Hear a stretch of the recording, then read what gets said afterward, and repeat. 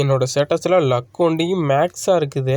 என்னோடய ஃபஸ்ட்டு லைஃப்பில் இருந்த மட்டும் இல்லாமல் இது என்னோடய ஹிடன் பவரா? இதுவும் நல்லா தான் இருக்குது.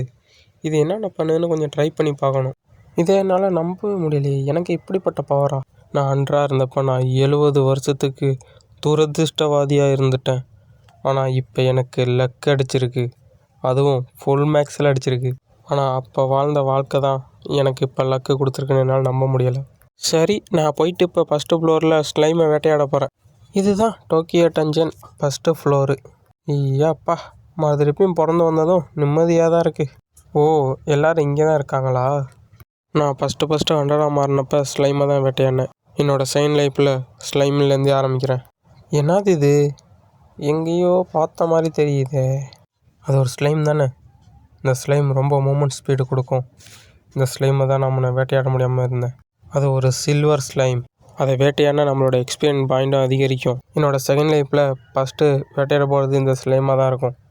என்னோடய போன வாழ்க்கையில் ஒரே ஒரு முறை மட்டும் அப்பியர் ஆன சில்வர் ஸ்லைம். இது ரொம்ப அரிதான ஸ்லைமும் கூட.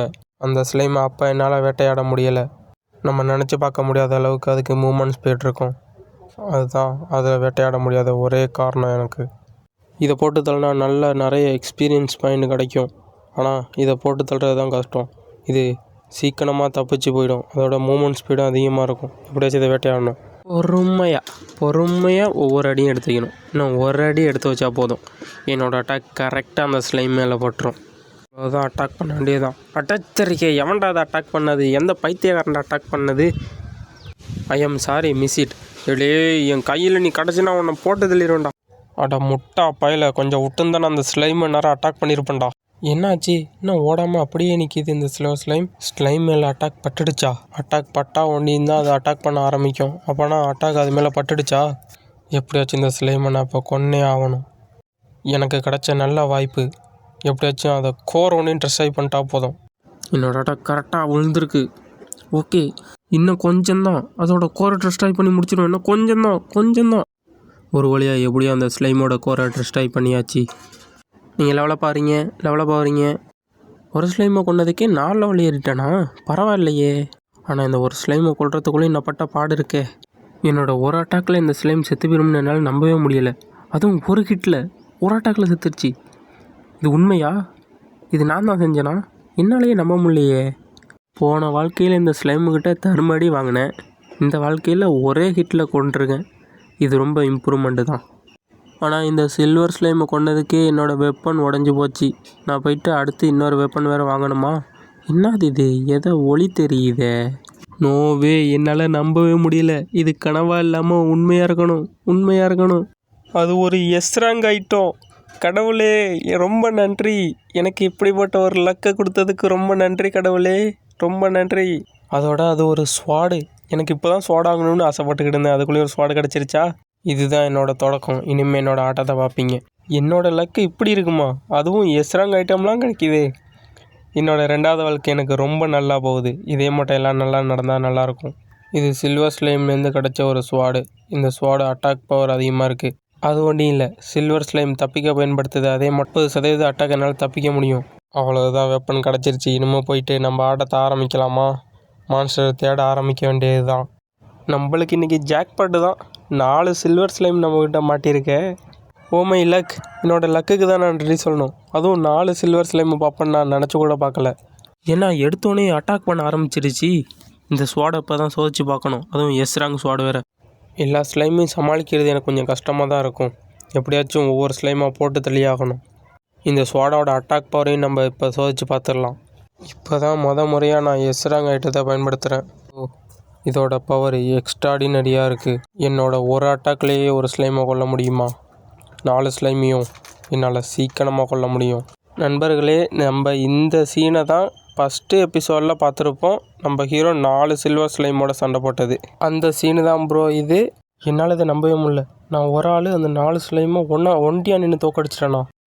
நான் தொடர்ந்து 1 மணி நேரமாக சில்வர் ஸ்லைமையே தோக்கடிச்சிக்கிட்டு இருக்கேன். இது எல்லாத்துக்கும் என்னோடய லக்குக்கு தான் நான் நன்றி சொல்லணும். என்னோடய லக்கு இல்லைன்னா இதெல்லாம் எனக்கு கிடைக்காது. நான் இது வரையும் 10 சில்வர் ஸ்லைம் பார்த்துருக்கேன்.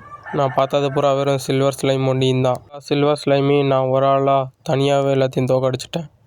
நான் வேட்டையாடினதில் என்னோடய இன்வென்டரி ஃபுல்லாகிடுச்சு. எல்லாம் எஸ்ரங் ஐட்டமாகவே கிடச்சிருக்கு. இது என்னோடய லக்கு தான். இப்போ இது கனவாக இருந்தாலும் எனக்கு இது பரவாயில்ல. இதை நம்புறதை தவிர வேறு வழி இல்லை எனக்கு. என்னோடய போன வாழ்க்கையோட இந்த வாழ்க்கையில் தான் எனக்கு ரொம்ப நிம்மதியாகவும் சந்தோஷமாகவும் இருக்குது. எனக்கு இந்த அதிர்ஷ்டம் கிடச்சதுனால. எனக்கு இந்த லக்கு கொடுத்ததுக்கு ரொம்ப நன்றி. என்னோடய போன வாழ்க்கையில் இது மட்டும் என்னால் நிம்மதியாக இருக்கவே முடியாது. ஆனால் இந்த வாழ்க்கையில் நான் ரொம்ப நிம்மதியாக இருக்கேன். என்னால் நிச்சயமாக முடியும். இந்த சக்தியை வச்சு என்னோடய ஃபேமிலியை என்னால் பார்த்துக்க முடியும். என் ஃபேமிலிக்கு என்னால் சந்தோஷத்தை கொண்டு வர முடியும். நோய்வாய்ப்பட்டிருக்க என்னோடய அம்மா, அதோட என்னோடய சிஸ்டர் எல்லாரையும் என்னால் காப்பாற்ற முடியும், பார்த்துக்கவும் முடியும். சிஸ்டருக்கு என்னால் மேரேஜ் பண்ணி வைக்கவும் முடியும். ஐயோ, முதல்ல நான் என் வீட்டுக்கு போய்த்து என்னோடய சிஸ்டரை பார்க்கணுமே. வேகமாக என்னோடய வீட்டுக்கு போய் ஆகணுமே.